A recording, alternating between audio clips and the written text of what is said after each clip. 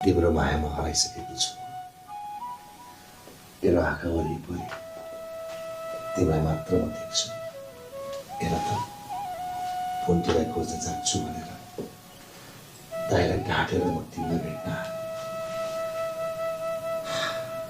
तिमी मेरो साथमा भएपछि त संसारै बोल्छु। कफाडी चाबो एउटा श्रीमतीलाई भुल्न सकेको छैन, खुब संसार भुल्ने कुरा गर्छ। प्रमिस भनेको किन नसक्ने हो र मैले बोल्न जस्तो लाग्छ मलाई हेर्दाखेरि। घर प्रमिस मैले भनिसकेँ। अनि खोइ त डिभोर्स दिएको डाले कस्तो कुरा गरेकी तिमीले। अब डिभोर्स दिनको लागि मान्छे भेटिनु परेन।